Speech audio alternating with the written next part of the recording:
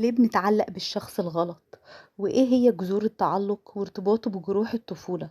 ليه بنقع في نفس نمط العلاقات؟ وهل التعلق حب ولا في جرح أعمق ورا السلوك ده؟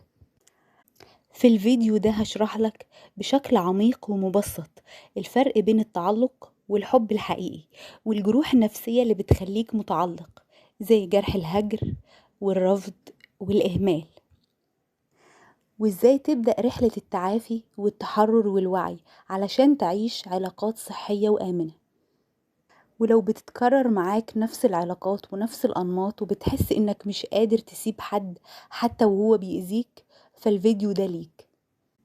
مرحبا بكم، أنا آلاء ماجد، معالجة نفسية متخصصة في تحرير المشاعر والصدمات. هساعدك تكتشف جذور التعلق وتتحرر منه خطوة خطوة. شاهد الفيديو لحد النهاية وما تنساش تشترك في القناة وتفعل الجرس. هو التعلق حب ولا جرح قديم لسه مش ملتئم؟ هل حصل قبل كده انك اتعلقت بحد رغم انك عارف ان العلاقة دي بتأذيك؟ بتقول لنفسك انا مش قادر امشي ومش مرتاح وانا موجود. ده صوت التعلق مش صوت الحب. النهاردة هنتكلم عن ليه بيحصل ده وليه التعلق مش حب، وازاي نكتشف الجرح اللي وراه. ايه هو التعلق؟ التعلق هو اعتماد زائد على شخص علشان احس بالامان او القيمة، اني اشوف نفسي من خلال الاخر. التعلق هو لما وجود حد في حياتي يبقى شرط لراحتي النفسية، يبقى مسألة حياة او موت بالنسبة لي. يعني لو بعد او اتغير انا بنهار او بفقد اتزاني. الحب بيحررنا، لكن التعلق بيأيدنا، بيخليني اعتمد على الطرف التاني علشان احس اني محبوب او امن او ذو قيمة.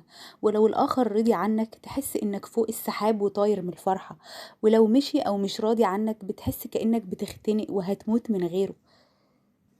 ليه بنتعلق وايه هو السبب الحقيقي للتعلق؟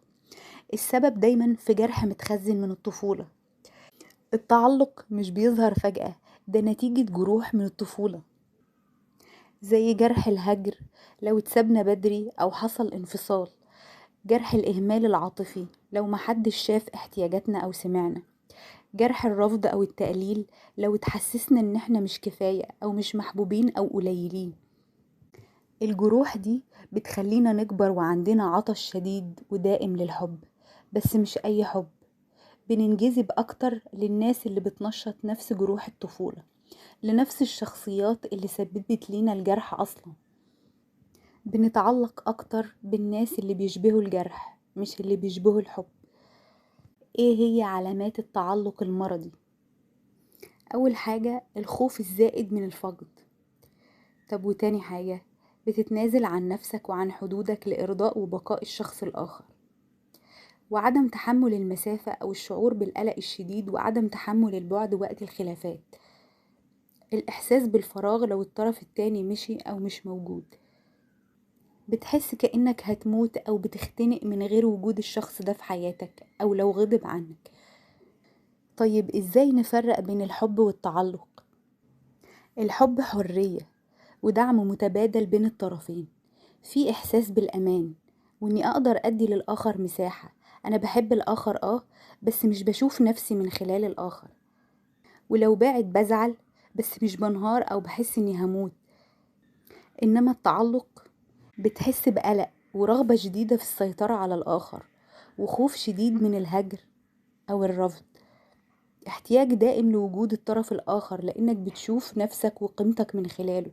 ولو الطرف الآخر بعد أو مشي بتحس كأنك هتموت من غيره. إزاي نبدأ نتحرر من التعلق؟ أول خطوة بص جواك واعرف جرحك. اسأل نفسك بدور على إيه في العلاقة دي، وإيه الاحتياج اللي العلاقة بتلبيهولي. التعلق بيبقى دايما ليه 3 أسباب: احتياج، خوف، إصلاح علاقة بالماضي. اسأل نفسك ايه اللي عند الشخص ده ومش عندي مخليني متمسك بيه قوي كده، وايه هو الاحتياج اللي الشخص ده بيلبيهولي ومش قادر استغنى عنه. اسأل نفسك علاقتي بالشخص ده بتحسسني بشعور انا حسيت زيه امتى ومع مين في الطفولة. هو ده مفتاح الشفاء، انك تكتشف صدمة الطفولة والجرح اللي مستخبي ورا التعلق. الشخص ده وصلك رسالة استلمتها قبل كده في الطفولة. هو بيضغط على زر الجرح القديم اللي في الطفولة علشان تكتشفه وتتعالج منه. او انت خايف تسيب الشخص ده فيحصل عواقب انت مش هتقدر تتحملها.